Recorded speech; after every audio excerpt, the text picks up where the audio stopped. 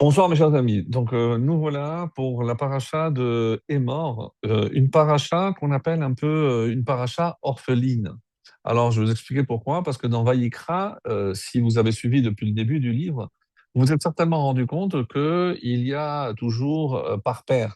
Donc Vaïkra et Tzav, Tzav était la continuité, après il y a Tazria, Metzora, Acharemot, Kedoshim, Behar, Bechukotai.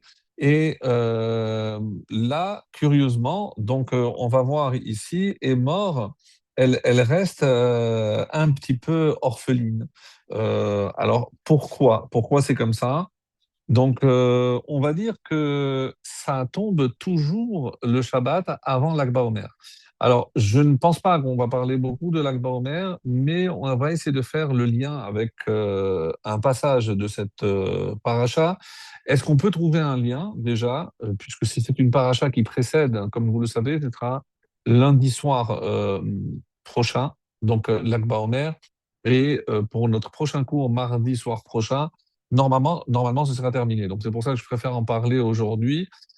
Par ailleurs, il y a aussi une mitzvah que nous sommes en train de réaliser en ce moment même, c'est Sfirat HaOmer, et dont l'injonction, la mitzvah, est citée aussi dans la paracha de Hémor.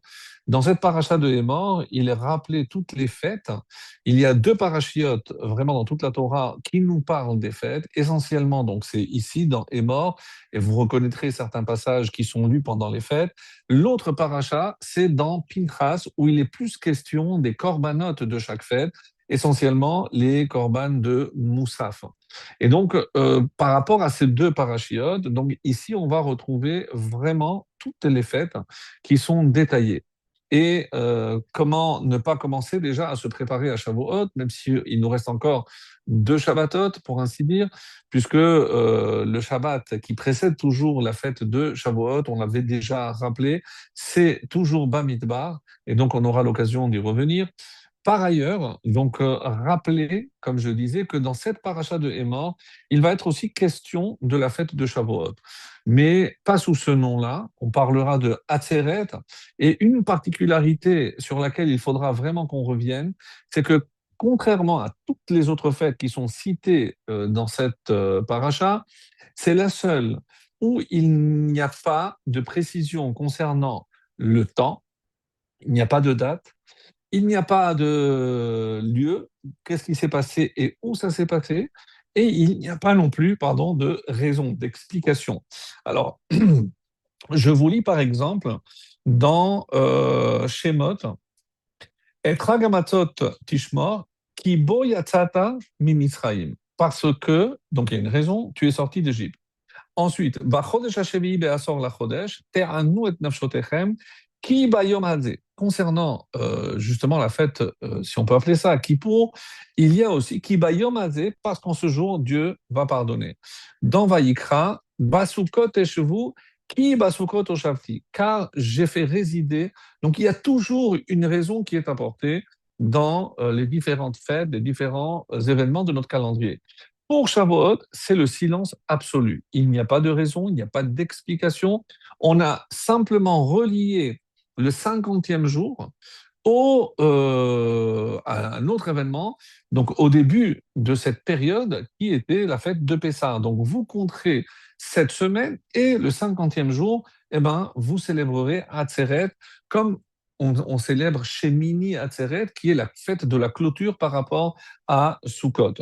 Par ailleurs, et ça c'est intéressant aussi, donc concernant la fête de Shavuot, la Mishnah dans la Gemara, c'est rapporté que avant que le calendrier soit fixé de manière permanente, comme on l'a nous aujourd'hui, la fête, quand je dis qu'il n'y a pas de date, Shavuot pouvait tomber le 5, le 6 ou le 7 Sivan. Enfin, c'est quoi cette fête qui n'a pas de date? Pourquoi ça peut tomber le 5, le 6 ou le 7?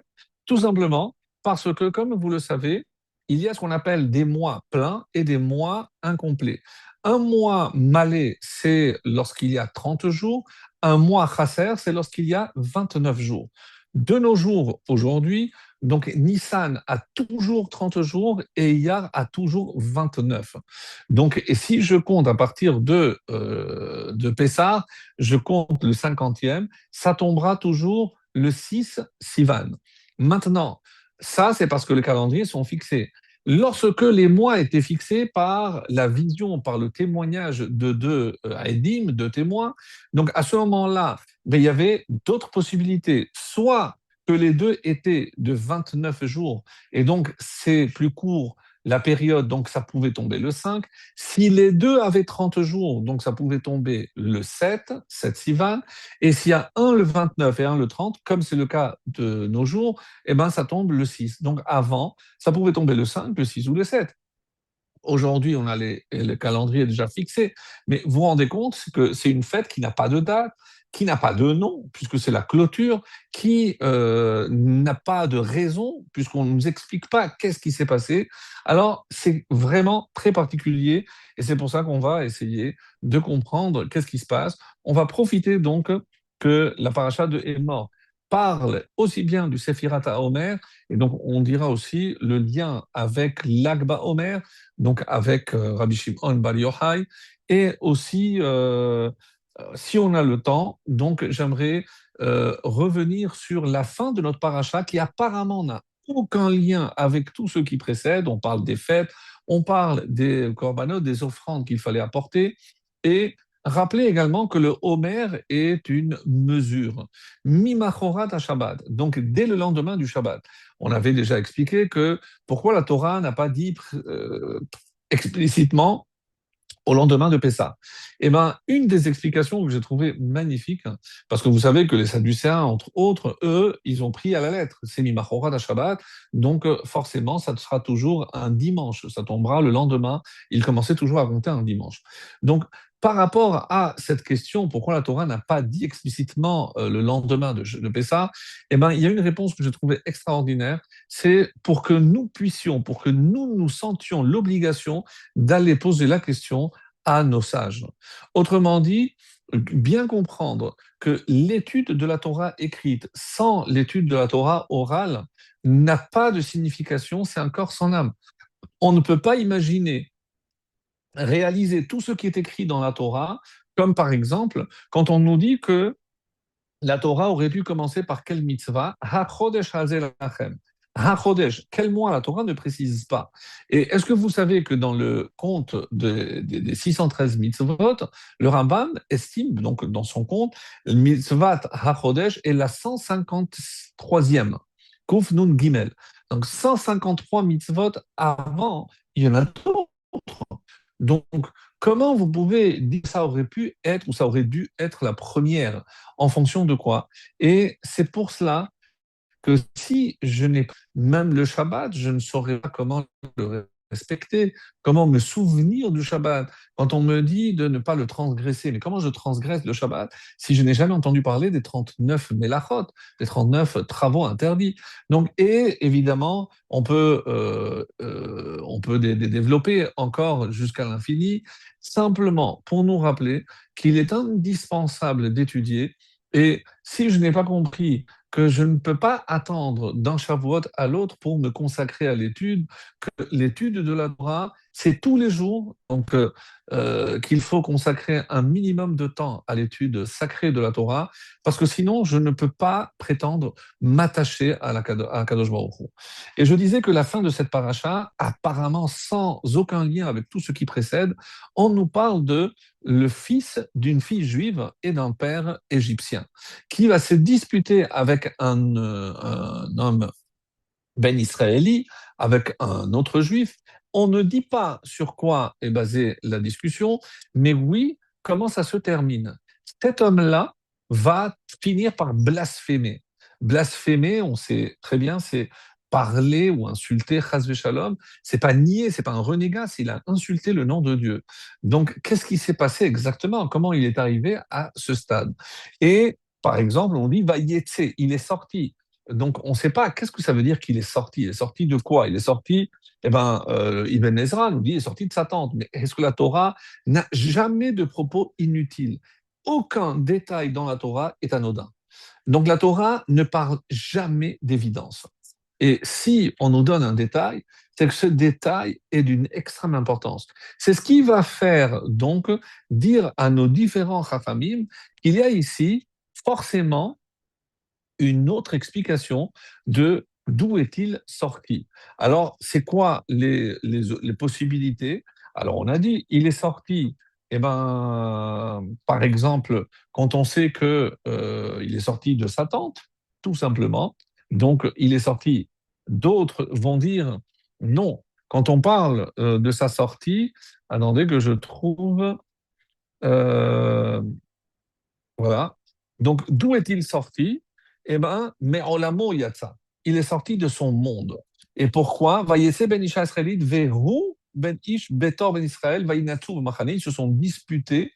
Mais ce qui est curieux, c'est qu'on ne donne pas le nom de ce fils d'Égyptien.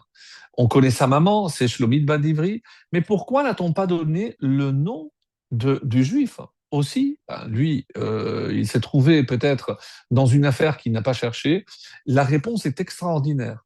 Si il n'a pas trouvé un moyen par le shalom et que lui aussi est tombé dans la dispute, eh ben, il ne mérite pas que son nom soit cité dans la Torah ni plus ni moins. Donc, Vayinatsu, comme ça c'est marqué, Bamachani se sont disputés. Donc, alors, est-ce qu'il avait raison, est-ce qu'il n'avait pas raison? Donc, c'est pour ça, quelles sont les différentes options que nous proposent nos sages? Donc, il est sorti de sa tente, mais là je dis, mais alors c'est quoi le chidouche? Qu'est-ce qu'il y a de nouveau? Ben, il est sorti, ben, d'accord, mais c'est un détail. Donc, Vayetse, mais en lamo. Donc, il est sorti de son monde, c'est-à-dire qu'il a fait quelque chose qui va le rendre passible de la peine de mort. Et il va perdre le monde futur. Alors, et c'est pour ça, il y en a qui disent, Vayetse, il est sorti de la paracha qui précède, juste avant de quoi on a parlé, Vela karta solet, donc tu prendras de la fleur de farine et tu en cuiras 12 pains, ce qu'on appelle lechem apanim, donc en fait des pains qui étaient plus aspect matzah, puisqu'il n'y avait pas de levain. Chaque pain sera de dixièmes de epha et tu les placeras en deux séries, 6 et 6, sur la table devant Hachem. Tu mettras sur chaque série de l'encens, etc. Shabbat après Shabbat, il le disposera devant Hachem continuellement de la part des enfants. Il sera pour Aaron et ses fils et le mangeront dans un endroit sacré. Pourquoi de Shabbat à Shabbat? Parce que il fallait les placer le Shabbat et ils étaient mangés le Shabbat suivant. Donc le Shabbat d'après, on retirait ces pains et on plaçait des nouveaux. Mais je n'ai pas le droit de cuire ces pains. Donc quand est-ce qu'ils étaient cuits? Le vendredi. Donc les pains que je vais placer le Shabbat d'après, ils sont cuits depuis le vendredi. Donc vendredi, samedi, dimanche, lundi, mardi, mercredi, jeudi, vendredi, et ils sont mangés le Shabbat. Donc ce pain était vieux de 9 jours. Alors, vous allez me dire, bon, si c'est de la matzah, ça peut durer. Mais exposé à l'air, comment je peux imaginer? Donc, qu'est-ce il a dit, cet homme-là? Il a dit, mais c'est pas possible. Comment un roi, on va lui donner du pain vieux de 9 jours? Mais c'est une honte. C'est sûr que c'est pas ce que Dieu veut. Il aurait fallu apporter du pain frais tous les jours. Alors, ça, c'est la deuxième raison. La troisième, qui est évoquée aussi par Rashi, il est sorti du Bet Din de Moshe. Le Bet Din de Moshe, pourquoi? Parce que quand cet homme, dont la Torah a tu le nom, donc on ne connaît pas le nom, il est allé le voir, il lui a dit, écoute, on a un problème, c'est que ta place n'est pas dans ce territoire qui appartient à Dan. Il a dit, oui, mais ma mère, Shelomit Badivri, les maté Dan. Ma mère est de la tribu de Dan, oui, mais c'est marqué les vêtes Avotam. L'endroit et l'héritage, c'est par rapport au père. Ton père ne faisant pas partie de Dan, tu n'as pas le droit de séjourner parmi nous. Donc, mais où veux-tu que j'aille? Si mon père est goy, tu veux pas que je retourne en Égypte. Donc ça a monté, le ton est monté. On est allé voir Moshe. Et donc, comme on le disait, la troisième avis qui est rapporté par Rachid est sorti du Beddin. Et Moshe a tranché, non, tu ne peux pas rester sur le territoire de Dan, tu dois sortir. Et là, il est parti en vrille. Donc, qu'est-ce que c'est ce Beddin? Qu'est-ce que c'est Moshe? Et d'après, par exemple, le Harizal, dans le Kitvé Harizal, donc dans la Torah, il y a marqué, si on regarde bien, Vayetze ben Isha veinatu, vayikov ben Isha israélite et Hachem. Et c'est la première et la seule fois où dans la Torah c'est marqué Hachem, comme nous on dit Heshin Mem, le nom. Donc il n'y a pas marqué Hachem en parlant de Dieu, ou il n'y a pas le nom de Yudke Vavke, non. Vayikov ben Aisha israélite et Hachem. Et le Kidbar Izal nous dit Hachem, si on le lit à l'envers, c'est Moshe. Il a maudit non seulement Dieu, mais il a maudit aussi Moshe.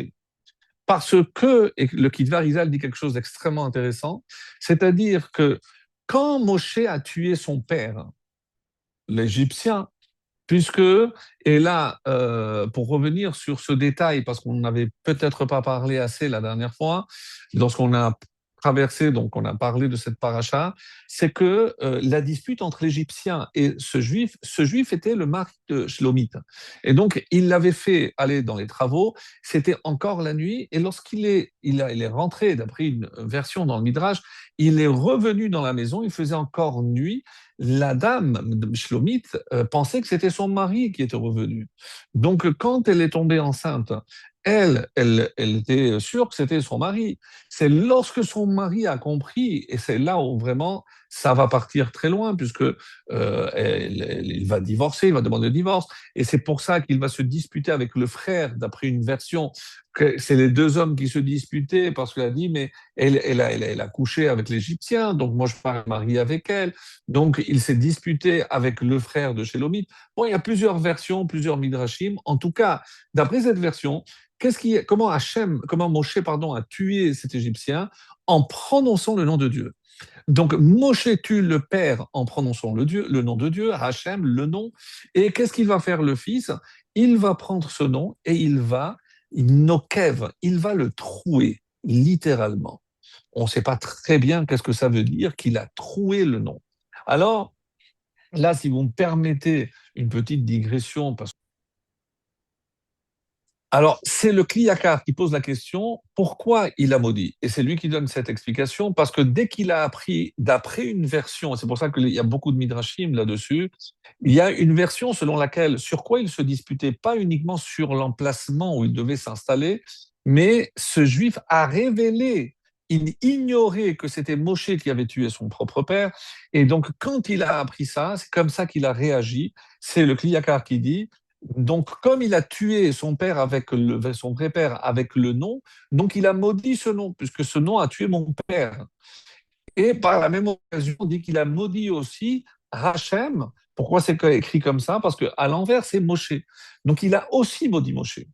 Pourquoi? Parce qu'il a fait un, il a donné une sentence qui ne lui convenait pas du tout, puisque lui, il voulait rester auprès de sa mère. Maintenant, il doit aller à l'extérieur du campement. Donc, il n'était pas prêt à accepter cela. Donc, voilà ce qui est écrit. Pourquoi il y a tant d'explications? Est-ce qu'il y a un fil conducteur? Est-ce qu'on peut imaginer, c'est pas bon, je pensais parler à la fin, mais je préfère parler parce que c'est très beau. Donc, il y a un ouvrage qui s'appelle Meshiloach. Et c'est un chassid de Pologne qui s'appelle Rabbi Mordechai Yosef Leiner mi Ishbetza. C'est un chassid qui a vécu en 1800, il est décédé en 1854, donc à 54 ans. Et son père, c'était le Talmud du José de Lublin. Donc c'est vraiment une lignée extrêmement élevée. Et son Talmud, donc lui-même, il était l'élève de Rabbi Simcha Bonim de Pshisra. Il sera par la suite aussi l'élève de Admour de Kosk. Donc, jusqu'au moment où il a décidé de se séparer et il a fondé sa propre branche, donc la chassidoute de Ishbetza. Quoi qu'il en soit, lui, il se base sur la Kabbalah pour donner une explication très profonde de ce qui se passe ici et en essayant de trouver un fil conducteur. Nous, on a déjà parlé de cette notion qu'on appelle Hashan. Hashan, c'est Olam, Shana et Nefesh. Donc, dans tous les livres de Kabbalah, on parle de cette notion, Sefer Yetzira et autres, donc qui sont l'espace, le temps et l'homme.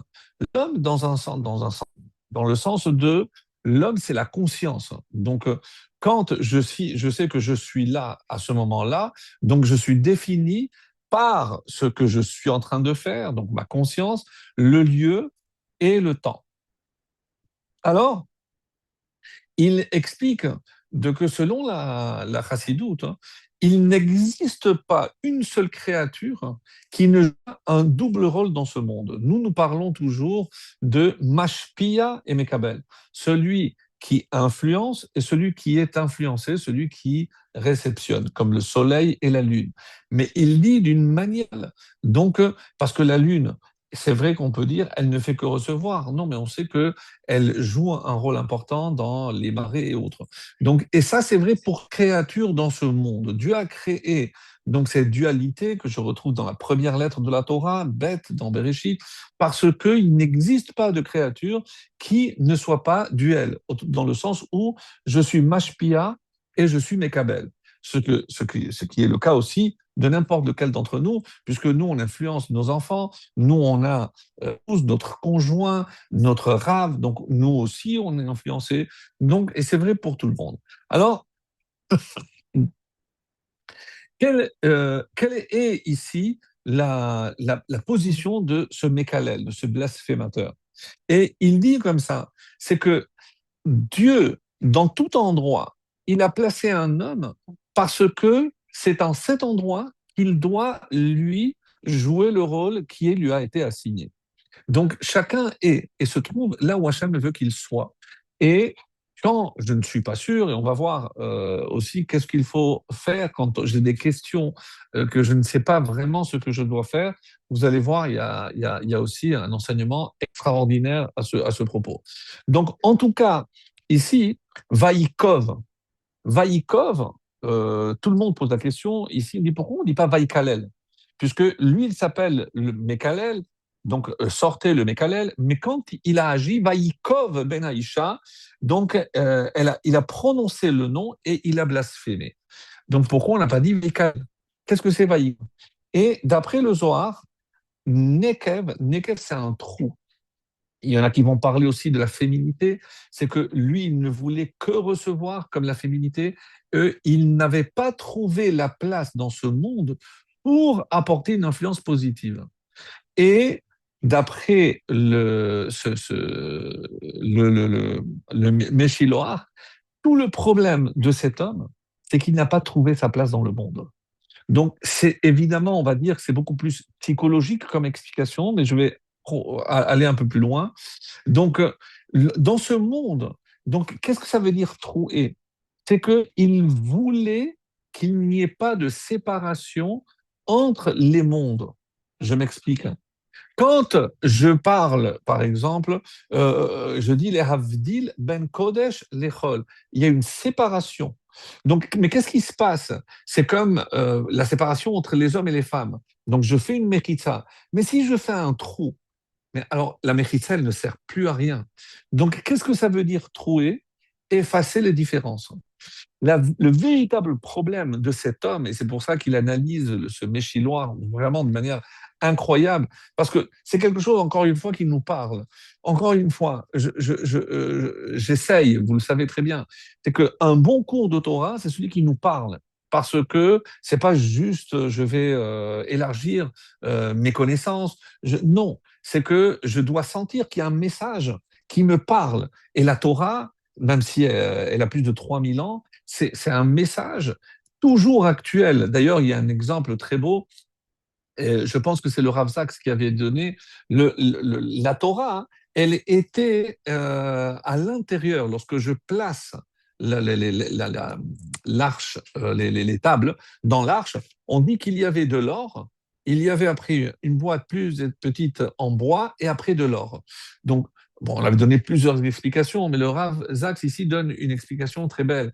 C'est que l'or, il est immuable. Donc, je peux trouver des pièces qui ont 2 millénaires. L'or n'aura pas été altéré, puisque l'or est inaltérable, même sous terre, et il ne bouge pas. Mais qu'est-ce que vient faire le bois au milieu? Attention, ne fais pas de la Torah quelque chose de figé. Et ça, le message est tellement beau, parce que si pour moi la Torah est figée, donc voilà, c'est comme ça, c'est pas autrement. Non, comment la Torah orale a pu s'adapter aux besoins du quotidien, donc à nos besoins, à nos questions, notre questionnement. Donc, et que l'étude, c'est ça, qui nous enrichit. Il y a un micro qui est ouvert. Tu peux vérifier. Tu l'as? C'est très moche. Ochou, Il y a un, ils me disent que tu fais il ça y a un pendant micro 30 jours. ouvert. Voilà. Alors, donc, et là, quand je reprends donc le Non, Meshiloach, Telmi, il la dit comme gueule, là, ils ça. essaient. Hmm, ça va pas. Il y a un micro ouvert, Je sais, je le coupe, Olivier. je coupe, c'est Luna Ah, qui l'active. ah, décidément.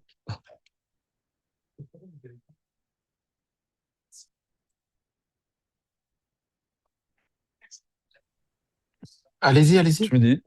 C'est bon, c'est bon. Ah, donc j'ai pas vu Rec. C'est pour ça. C'est pas grave. Ça enregistre? Oui, oui, oui, j'ai pas coupé, j'ai pas coupé. Ok, parfait. Alors, donc, oui, on n'entend pas parce que je m'étais tu, mais là, voilà, j'espère que là, maintenant, c'est bon, ça a repris. Désolé pour les petits incidents techniques. Donc, qu'est-ce qu'il voulait faire? Lui, il disait que il fallait trouer. Il a tout trouvé. Donc, il ne voulait plus de différence. Pourquoi on va fixer ta paire? Vous voyez ici le danger. Pourquoi vous allez fixer mon endroit par rapport au père et pas par rapport à la mère? Pourquoi pourquoi pourquoi ma femme serait que ma femme et je ne pourrais pas prendre d'autres femmes? Donc, il a commencé à tout mettre, à tout mélanger. Et le Mékalel, comment il blasphème Dieu? Il insulte? Non, c'est qu'il fait tomber les barrières que Dieu a posées. Donc, c'est un anarchiste. Il l'a dit, il n'y a plus de loi, il n'y a plus d'ordre, chacun fait ce qu'il veut, chacun va où il veut, et ça, c'est pas possible. Parce que toute la Torah, c'est précisément des, des limites, de l'ordre. Savoir qu'il y a forcément une fonction, une mission. Je sais pas, quand on prend la voiture, je ne peux pas faire avec ma voiture, c'est ma voiture. Mais je ne peux pas aller où je veux. Il y a dans la rue un ordre. Il y a des panneaux. Il y a des feux. Mais ils ne sont pas là pour m'empêcher d'avancer ou pour m'empêcher d'atteindre mon objectif. Tout à fait l'inverse. Donc, toutes ces limites, c'est pour que tu puisses arriver sain et sauf à ta destination. Donc, le but de la Torah, malgré toutes ces limitations qu'on peut voir ou on peut ressentir, mais que les choses soient bien claires, elles ne sont pas là pour t'empêcher d'avancer, pour t'empêcher d'être toi-même. Bien au contraire. Et pour citer, le Rav Zaks avait fait une remarque que j'ai trouvée extraordinaire. Alors, c'est vrai, je saute du coq à l'âne, mais c'est pas grave, parce que comme ça, je suis sûr de ne pas oublier. Il a dit, dans ce fameux texte du Pirkei Avot, où on dit que les tables, les 10 commandements étaient gravés sur les tables. Harut, un enseignement de Rabbi Yoshua ben Levi. Harut al haluchot. Il pose une première question. Donc, quand je dis gravé, tout le monde sait ce que ça veut dire gravé. On dit en français gravé dans la pierre. Je n'aurais jamais dit gravé sur la pierre, parce que si c'est sur, c'est pas gravé. Donc, pourquoi je dis Harut al haluchot? Ça ne va pas, ça. Et quel est l'enseignement de Rabbi Yoshua ben Levi? Non, ne dit pas Harut, dit Cherut. Pourquoi? Parce que un lecha ben chorin est la mishéosek be Talmud Torah. Et je vous lis. Donc, c'est comme ça que c'est rapporté. Donc, dans Avot, le chapitre 6, la deuxième Mishnah, Amar Rabbi Yoshua ben Levi, Haluchot maase Elokim, mais mirtav mirtav, Harut al haluchot, al tikra Harut et la Cherut. Ne lis pas Harut gravé, mais Cherut, liberté. Parce que tu n'as pas d'être libre vraiment que celui qui s'occupe de l'étude de la Torah. Alors, j'ai quelque chose d'intéressant ici. Pourquoi? Parce que, et c'est la réflexion du Rav Sachs, Zichron Livracha, il dit il y a une différence entre Chofshi, Chofshi, c'est libre de faire ce que tu veux, et Ben Chorin. Alors, il essaye d'analyser, mais c'est quoi la différence? Pourquoi on ne dit pas Chofshi? Chofshi, c'est lorsque tu penses que tu peux faire ce que bon te semble. Mais attention, il ne s'agit pas de faire ce que tu veux. Donc, que les choses soient bien claires. La Torah, elle te met des limites, elle te donne de l'ordre, elle te donne des ordres Effectivement. Alors, comment je peux prétendre être libre lorsque on m'impose tellement de limitations? Je ne comprends pas. Mais parce qu'il n'y a pas marqué Chofesh. Donc, peut-être qu'il faut redéfinir qu'est-ce que c'est Ben Chorin. Et c'est comme ça qu'il dit que Ben Chorin, c'est celui qui reçoit tous les moyens de se libérer de toutes ces attaches, ces limitations, ces limites, d'extraire son véritable moi qui est enfoui finalement sous des couches de tout ce que l'on appelle le Yetzer Hara, ses désirs, ses défauts, ses défaillances. Donc, qu'est-ce que la Torah te permet? C'est de te libérer de toutes ces contraintes. Et là, je comprends qu'il ne s'agit pas de faire ce que je veux, de faire ce que je dois, découvrir mon vrai moi, enlever toutes ces couches. Et comme j'avais donné, par exemple, quelqu'un, bon, l'exemple va certainement vous faire sourire, mais quelqu'un qui se marie, est-ce que je peux dire qu'il acquiert une liberté? Certainement pas. D'ailleurs, c'est assez intéressant, la terminologie qui est utilisée en langue espagnole. Donc, on appelle le mari et la femme esposo, esposa. Et c'est curieux parce que esposo, c'est des menottes. Donc, bon, ça veut tout dire. Donc, c'est curieux. Alors, comment je vais dire que celui qui se marie peut être libre? Certainement pas, puisqu'il doit rendre des comptes. Attention, comment je... Oui, mais quand je parle du mariage, évidemment, je ne me marie pas pour faire ce que je veux, parce qu'à partir de maintenant, c'est assumer une responsabilité. Donc, maintenant, ce bateau que j'appelle mon foyer, je dois l'amener quelque part. J'ai un projet, j'ai une destination, j'ai appliquer ou accomplir ma destinée. C'est celle que Dieu a définie pour moi. Donc, élever mes enfants, évidemment que ça demande énormément d'efforts. Quelqu'un qui a des enfants petits, moyens ou déjà en âge adulte, mais vous croyez que ça y est, on est libre? Mais certainement pas. On ne peut pas parler de Chofesh parce que ici c'est Ben Chorin. Ben Chorin, et c'est ça que j'ai trouvé que c'est une idée extraordinaire, c'est avoir la responsabilité. D'ailleurs, il dit qu'en hébreu, il y a une différence notoire entre Chofesh, mais je suis libre de.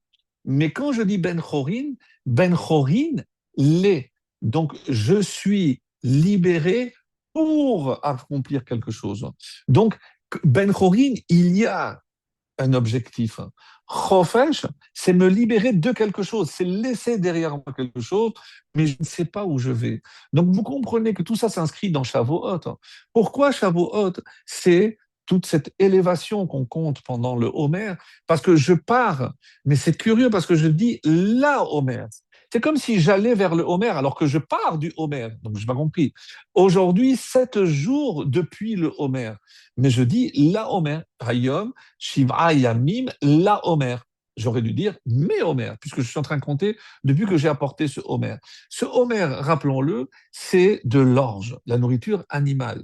Et le Homer est une mesure. Donc je devais réunir cette mesure, vérifier que c'était propre et l'apporter comme korban le lendemain de Pessah, donc le premier jour de Chol HaMoed.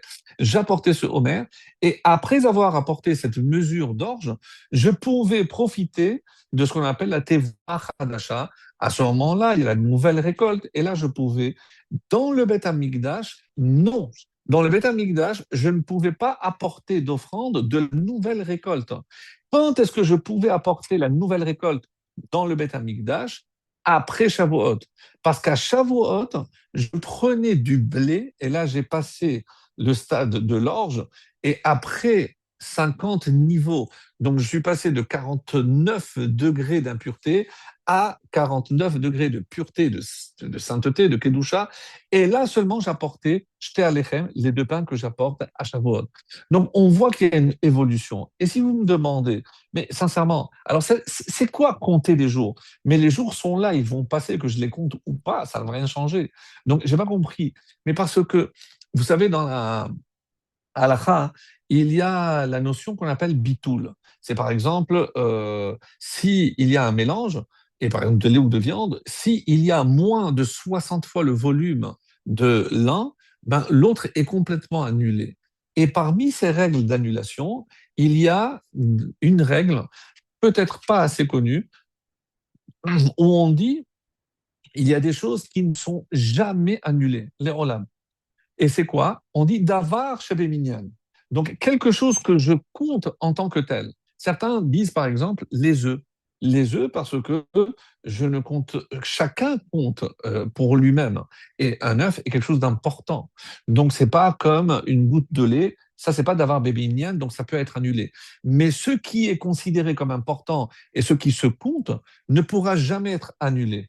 Donc, du coup, on est en train de dire ici que chaque jour que je compte, à mes yeux, il acquiert une importance telle.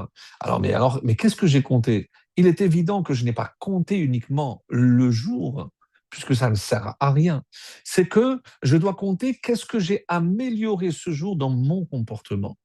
Parce que si je veux me défaire, sourmera, me défaire de mes défauts, ça veut dire qu'il faut que j'acquière. Et c'est pas parce que j'ai compté ce soir le Homer que ça y est, je suis devenu quelqu'un de meilleur. Vous comprenez que c'est pas logique. Donc il faut que je comprenne qu'il y a certains aspects de ma personnalité que je dois améliorer. Donc je vais être confronté à des situations où je risque de m'énerver, de m'emporter. Donc et surtout dans le Homer, vous comprenez pourquoi les élèves de Rabbi Akiva, c'est précisément dans cette période où ils ont été décimés par cette maladie, pendant donc le Homer. Mais qu'est-ce qui s'est passé? L'onahagu kavod zelazé. Donc, ils ne se sont pas respectés suffisamment. Donc, c'est pourquoi pendant cette période? Pourquoi? Parce que c'est précisément pendant cette période où tout le monde devait faire un effort, mais plus que les autres, c'est un manhig, quelqu'un qui dirige, quelqu'un qui est un guide. Donc, encore une fois, je ne peux pas guider lorsque je suis animé de mauvais traits de caractère. Comprenez que le Homer, c'est un travail des midotes. Si je ne sais pas améliorer, et j'ai toujours donné cet exemple, donc l'eau est comparée à l'eau. Donc, je suis en train de préparer le récipient. Ce récipient, c'est moi. Mais qu'est-ce que je dois faire avant? Colmater tous les trous. Les trous, tiens, comme le Mekalel qui a voulu trouer. Mais oui, parce que quand c'est un Kelly qui est troué, mais il ne peut pas recevoir l'eau. Et là, je reviens à Meshiloach. Qu'est-ce qu'il dit? Il y a en tout homme Nefesh Bahami. Il y a notre instinct, donc la Nefesh, l'âme animale qu'on appelle. C'est le Keli. Mais il y a aussi Nefesh Haeloki, donc c'est le niveau le supérieur. Et mais Nefesh Behemi, c'est le Keli pour ce bête, c'est comme le bête Mikdash, c'est le Keli pour la Shekhinah. Donc, je dois transformer ma Nefesh Behemi en Keli pour la lumière divine. Mais c'est de ça qu'il s'agit. Donc, quand il vient et dit après 9 jours, le pain ne peut pas être frais, mais si c'est Hachem qui l'a demandé, mais de quoi tu te mêles? Mais non, en plus, qui c'est qui le mangeait? On l'a dû, c'est Aaron et ses enfants. Est-ce que Aaron s'est plaint qu'il n'était pas assez frais le pain? Certainement pas. Donc, de quoi je me mêle? Donc, tu dis, ça ne sied pas un roi. Mais est-ce que toi, tu sais ce qui sied un roi ou pas? De quoi tu te mêles? Alors, là, il dit, et la question à laquelle il n'a pas trouvé de réponse, c'est où est ma place? Donc, je suis fils d'une mère qui appartient à Dan. Je suis le fils d'un Égyptien. Mais où est ma place? Le problème de cet homme, c'est qu'il n'a pas trouvé sa place. D'abord, sa place physique, sa place spirituelle. Même psychologiquement, il n'était pas très clair. Donc, sans parler de son état d'âme, donc de ses sentiments, socialement, il n'était pas accepté, il ne s'est pas senti accepté. Donc, il n'avait pas de place. C'était quoi le problème du blasphémateur? C'est qu'il n'avait pas de place dans le monde. Mais mes amis, c'est très grave. Parce que si j'ai l'impression de passer à côté de ma vie, de ne pas faire ce que je suis censé faire, mais c'est gravissime. Donc, pourquoi c'est dans la paracha où on parle de tous les événements des fêtes? C'est les événements qui ont marqué le peuple juif. Mais quelqu'un qui ne se sent pas à sa place, qui ne respecte pas et Rosh Chodesh et le Shabbat et les fêtes, donc il ne connaît pas sa place. Parce que ça, c'est ton peuple, c'est l'histoire de ton peuple. Pourquoi je te parle ici? Parce qu'il faut que tu t'identifies, il faut que tu comprennes où est ta place. et pour que tu saches quoi faire, comment agir. Alors, il dit, parce que ce qui est à toi, personne ne va te l'enlever. Ta place, Hachem, a évidemment une place, réservé une place à chacun dans ce monde. Donc, pas de place à la jalousie, puisque si Hachem t'a créé, c'est que tu as ta place ici. Alors, il va comme ça, mais sauf que dans le monde imaginaire, eh ben, malheureusement, dans un monde qui est imaginaire, oui, ben, tout est possible. Il n'y a pas ce qu'on appelle des méfitzot, il n'y a pas de barrière. Et ce que cet homme a causé comme dégâts, c'est qu'il a voulu sauter toutes les barrières en disant il n'y a pas de différence, peu importe d'où je viens, la place, c'est là où je veux, la place, tout le monde a la même place. Non, mon ami, c'est pas possible. Tu ne peux pas. Et c'est pour ça, et c'est, je crois que le Tzemar Tzedek qui donne, non, le Admour Azaken, qui a répondu, comment il est mort? Par Sekila. Sekila, c'est lapidation. Il a dit donc, il explique que même dans quelque chose d'extérieur, je dois essayer d'analyser comment ça correspond à quelque chose d'intérieur. Sekila, c'est une pierre. C'est pourquoi il a mérité ça? Parce que son cœur est devenu en pierre. Donc un cœur, c'est comme ça qu'il dit, qui était rempli de jalousie, de haine, de discorde, de rébellion, de déception. Donc, en fait, il n'a eu... Qu'est-ce qui a provoqué sa lapidation? C'est le fait que lui-même ait transformé son cœur en pierre. Donc, il a déjà été lapidé intérieurement avant de l'être extérieurement. Et j'ai trouvé cette notion exceptionnelle, parce que nous sommes en train de parler ici de quelque chose d'extrêmement important. Donc, tous ceux qui ont compris l'importance du Homer, l'importance de ce que nous sommes en train de réaliser, mais on va tout simplement vers notre destinée. Parce que recevoir la Torah, je ne suis pas sorti d'Égypte, parce que ça c'est Chofshi, oui, mais là, voilà, alors, Am Chofshi, donc maintenant tu es libre, mais libre de faire ce que je veux. On n'est plus en mai 68. Non, tu n'es pas libre de faire ce que tu veux. Et encore une fois, Pirkei Avot l'a très bien dit. On parle ici de Ben Chorin. Attention à ne pas confondre. Alors, maintenant, pour revenir donc à voilà, avant que je perde, à notre question de départ. Il n'y a pas de raison d'être à la fête de Shavuot. Donc, oui, mais il y a quelque chose d'extrêmement important et très intéressant. C'est dans le Yerushalmi, à Rosh Hashanah, on dit Bechol HaKorbanot. Dans Pinchas essentiellement, dans tous les korbanot, il est écrit fête. Il y a une notion de khatat, d'expiation de faute. Par exemple, dans pour Rosh Chodesh, c'est Eid Ezim Echad le Khatat, pour expiation de la faute. Pour Pessah, c'est Eid Khatat. Donc, également pour Rosh Hashanah, il y a aussi Khatat. Mais pour Shavuot, c'est Eid Ezim Echad, et rappel, il n'y a pas de Khatat. Il n'y a pas le mot le Khatat. Akadosh Baruch Hu, il nous dit, Kevan shekibaltem ol Torah, parce que vous avez accepté le joug de la Torah. Oui, ce terme est bien mesuré, le joug de la Torah. Et comprenez maintenant pourquoi ol, d'où vient ol, vient de al. Parce que luchot, cherut al haluchot. Donc tu dois porter sur toi, tu dois graver sur toi jusqu'à ce que ça puisse atteindre ton cœur. Et alors, il dit, quand vous acceptez le hall de la Torah, le joug de la Torah, c'est comme si vous n'aviez jamais fauté. Regardez comme c'est beau. C'est-à-dire que la fête de Shavuot est la seule. Ah, nous on disait par rapport à Kippour, là on fait que demander pardon. La fête de Shavuot, on est comme un nouveau-né. On n'a pas de faute. Et qu'est-ce qu'il faut pour ne pas avoir de faute? Eh bien, tout simplement, accepter le joug de la Torah. Et c'est colossal. Alors maintenant, pour répondre à cette question, il y a un kliyakar encore exceptionnel qui va nous donner la réponse. Donc, je rappelle quelle était la question. Pourquoi il n'y a pas de raison? Pourquoi il n'y a pas de date? Pourquoi ça peut tomber à 3 dates différentes? Qu'est-ce qui se passe? Pourquoi on ne connaît pas l'endroit où Dieu s'est révélé pour la première fois à l'ensemble du peuple? Ça, on aurait dû marquer ce Har Sinaï avec, je ne sais pas, de manière grandiose. On ne sait même pas où ça se trouve. Comment c'est possible? Comment c'est possible? Pourquoi il n'y a pas de date? Pourquoi il n'y a pas de lieu? Alors qu'il y a car, je vous le lis parce que c'est exceptionnel. Al Matan Torah lo ratza Hashem lehagdil l'yom yadua.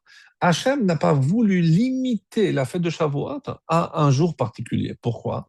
Kede sheyihyeh domeh lo bechol yom vayom keilu beoto yom kibela me'ar Sinai.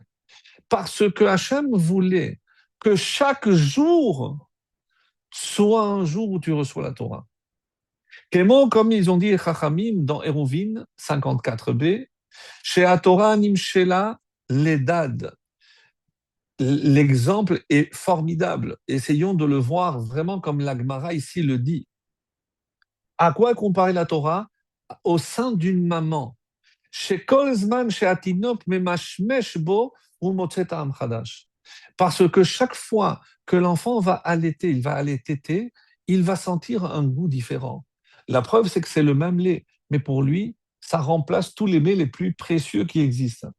Car la Torah, ainsi va-t-il de la Torah. Celui qui étudie vraiment la Torah comme il le faut, chaque jour, il trouvera un goût nouveau, différent chaque jour. C'est pour ça qu'il n'y a pas un jour précis pour le don de la Torah. Mimosh et Nirmaz, comme c'est marqué, le Torah mincha chadasha.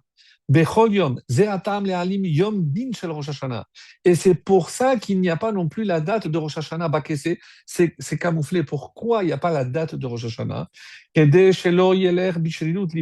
Parce que sinon, quelqu'un, il va se comporter, il va faire tout ce qu'il a envie, tout ce qui lui vient dans le cœur. Et il a dit, ah, Rosh Hashanah, je fais teshuva, je suis jugé. Non. Quand, juste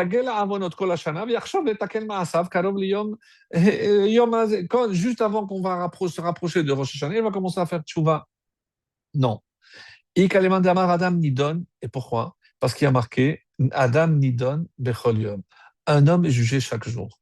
Donc, ne pense pas que le seul jour de jugement, c'est Rosh Hashanah. Parce que sinon, tu vas dire, bah, j'agis comme bon me semble, et avant Rosh Hashanah, je vais faire amende honorable et je serai jugé favorablement. Ça ne marche pas comme ça. Ça marche pas comme ça. Alors, Ishamer lecha, ushmon lashecha meod ben tishkach yom asher amata lifnei Hashem lokecha bechorev. Donc, dans Devarim, on va retrouver ce verset. Le jour où tu t'es tenu à Chorev. Donc, ce jour. Donc, pas de précision. Ce jour, c'est Shavuot. Donc, c'est comme chaque jour, tu dois sentir que tu reçois la Torah. Et le rabbi avait posé une question magnifique. Dans les Aseret Adiberot, le verset qui précède, Vaidaber Elohim et kol hadevarim ha'ele lemor. Donc, tout le peuple est rassemblé au Sinaï. Tout le monde. Et là, Hachem parle à qui? À tout Israël, parce qu'ils sont tous là. Les morts en disant. Mais chaque fois qu'il y a les morts, c'est lorsque je sais que Hachem parlait à Moshe pour que Moshe transmette, d'abord à Aaron, après à Lazare et Tamar, après aux Ékénim, et après au peuple. Mais ici où tout le peuple est réuni, et que Hachem parle directement, pourquoi il dit les morts? Pour dire qui, à quoi? Ils sont tous là. Alors il y a une réponse magnifique. C'est parce que aujourd'hui, en 2026, lorsque tu vas t'asseoir dans un Beth Midrash et tu vas étudier avec ton Rav, ce que le Rav va te dire ressemble, et c'est pour ça que je transforme ce jour en Matan Torah, et ce lieu, je le transforme en Har Sinaï.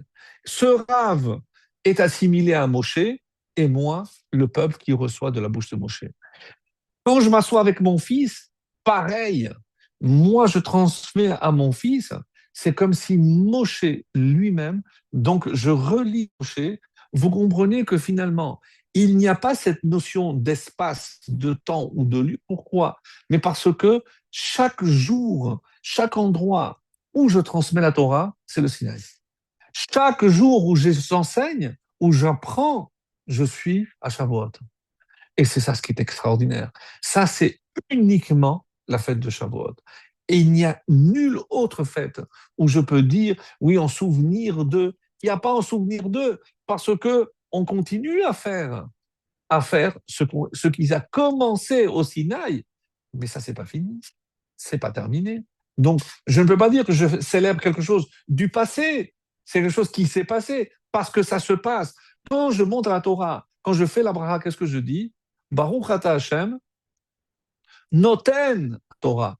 Je n'ai pas dit Nathan, Hashem qui a donné. noten, il donne, quoi, maintenant? Oui, parce que maintenant, tu vas écouter le texte que le Khazan va te lire, c'est comme si tu étais au Sinaï, tu écoutes et tu reçois la Torah en ce moment-là. Donc, c'est exceptionnel. Donc, ça, c'est un kliyakar vraiment merveilleux. Et pour illustrer ce qu'on avait dit tout à l'heure de Ben Chorin ou pas, écoutez bien, c'est un enseignement du Rabbi Lubavitch que je vous lis parce que c'est vraiment extraordinaire. Et il a dit comme ça, il a reçu une lettre et il répond. Donc, une dame qui exprime la difficulté de toutes les obligations de la Torah et des mitzvot.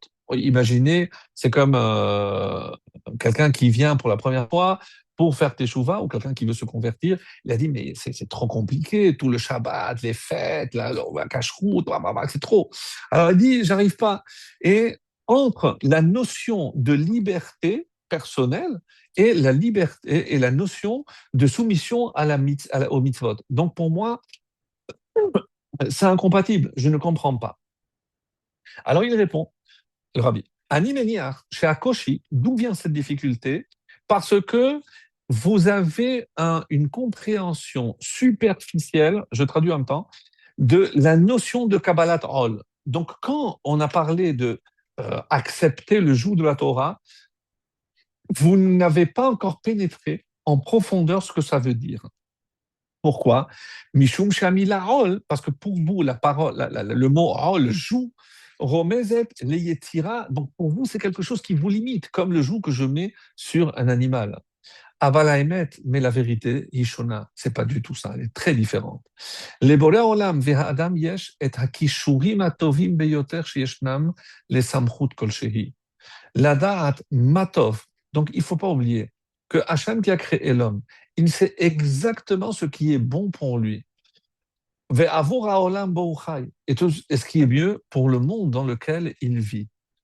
Betuvo, dans sa grande bonté Hachem, Hodi alanu HaKadosh Baruch Hu, qu'il nous a fait savoir, She'im yenahel adam et chayav hayom yomim betzura mesuyemet, que si il dirige sa vie au quotidien, chaque jour, selon un mode bien défini, Tihielo neshama bria, bah, il aura une neshama saine dans un corps sain. Vezeiye tov, et ce sera bon non seulement pour lui dans ce monde, mais pour le monde à venir, mais aussi pour le monde entier. Veima adam ayafa maspik zman. Et sachez, madame, que si un homme avait la possibilité de vivre comme avant, 600, 700 ans, il serait arrivé aux mêmes conclusions que la Torah. La Torah est un raccourci. La Torah nous a été donnée parce que maintenant qu'on a limité notre existence, Yeme Bahem Shibaim Shana Veim Bigborot, s'il a la forte 80, donc comme on n'a pas le temps de trouver les réponses par nous-mêmes, Hachem nous a donné accès à la Torah, mais la Torah qui est une hadracha, c'est comme un guide pour nous permettre d'atteindre notre destinée. Et donc c'est pour ça, Hasibash Torah. Alors pourquoi alors on appelle ça Hol? Parce que c'est vrai que c'est limitatif. Donc quand j'entends le mot joue, ça implique la notion de limite. Oui, parce que sachez, madame, que il y a, comme je l'ai dit tout à l'heure, mais ça je le lis maintenant, donc sachez qu'il y a beaucoup d'attraits, beaucoup de déviations. Et donc pour garder le cap, donc la Torah est obligée de délimiter tout ce que avait essayé d'enlever le blasphémateur. Parce que dans la nature de l'homme, c'est donc lui, il cherche forcément des plaisirs immédiats. Il veut les résultats immédiats. Il a du mal à dire qu'il va faire des efforts pour un futur lointain. לעתים צריך להזהיר ילדים מבוגרים שהתמכרות יתרה למידה למאכלים מסוימים תזיק להם. Vous le savez, il faut dire souvent que quand quelqu'un il y a le diabète ou autre, mais il y a des choses qui peuvent lui faire du mal.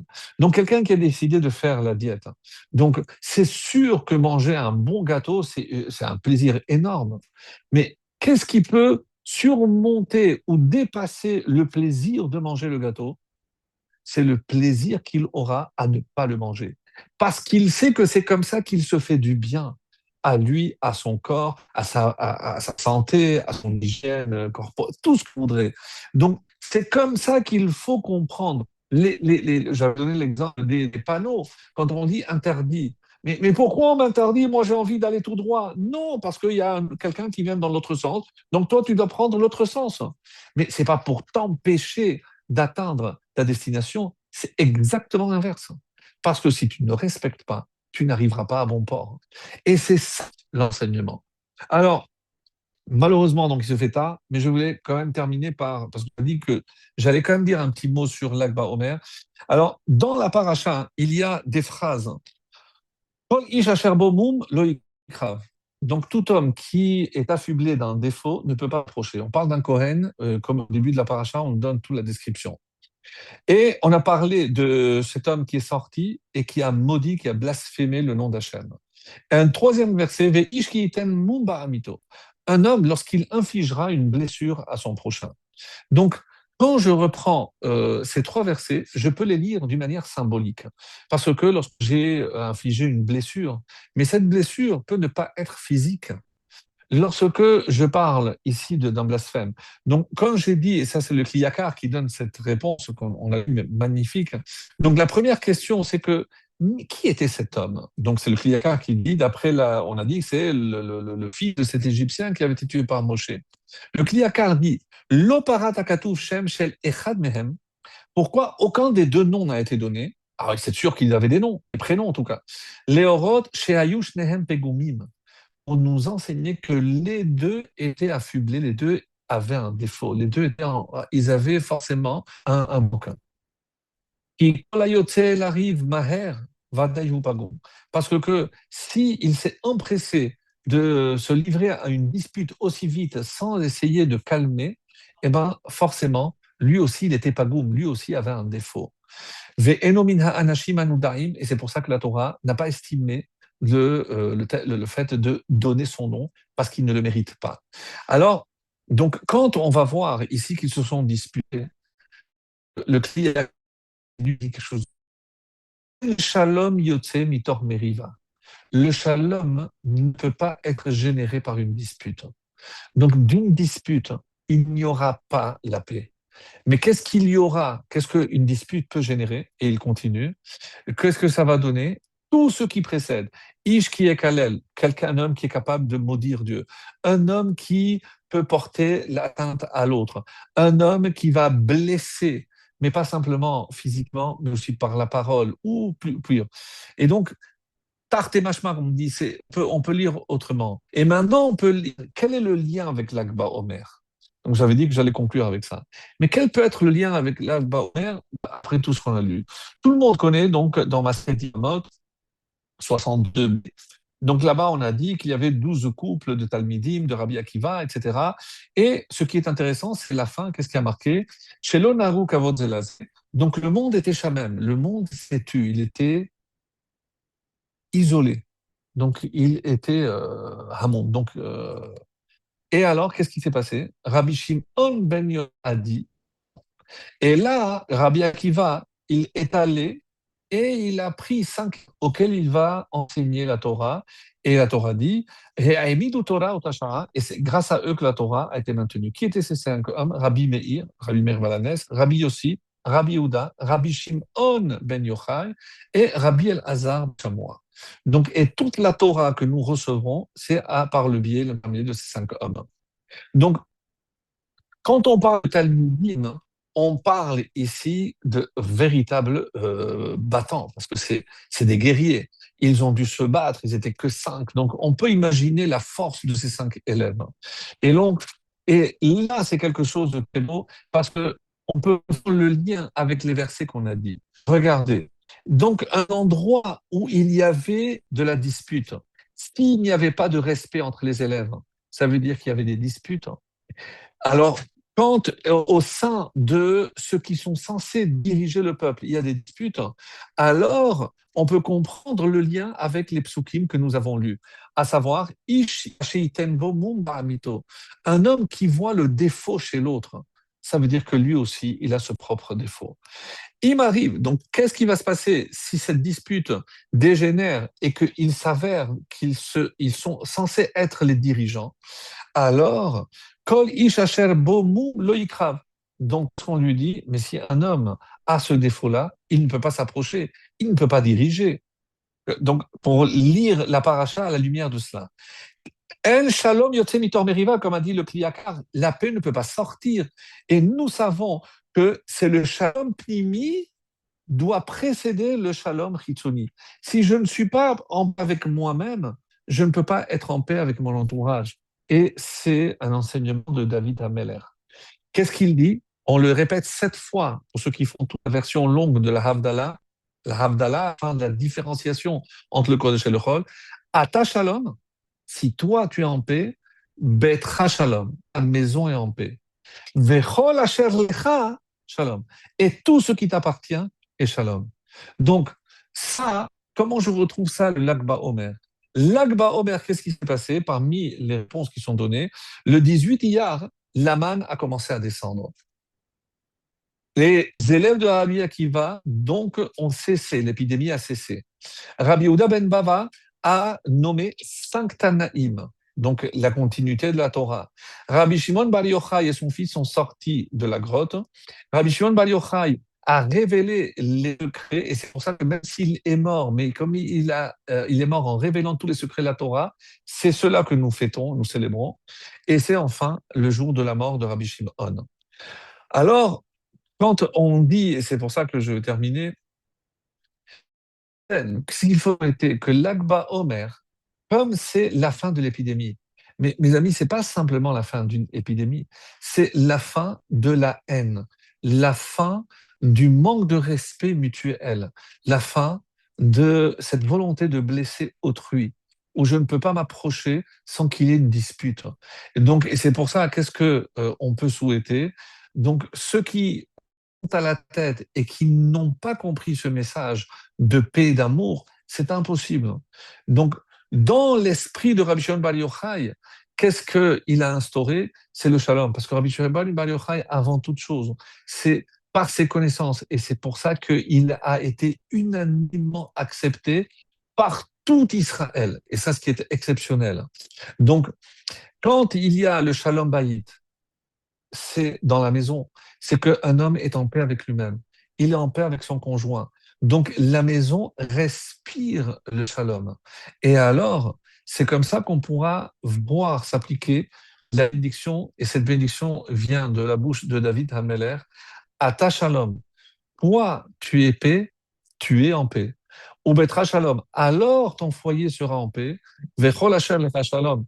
Et tout ce qui est à toi sera en paix. Souhaitons que, Be'ezrat Hashem, on puisse intérioriser ce message extraordinaire de savoir que l'Akba Omer, eh bien, on assiste à la fin de cette épidémie qui sépare notre peuple, qu'on puisse retrouver le shalom, la hardoute, qui nous amènera vers le nouveau Sinaï, où on pourra enfin assister à la révélation de la Shekhinah avec la reconstruction du troisième Beth Amikdash.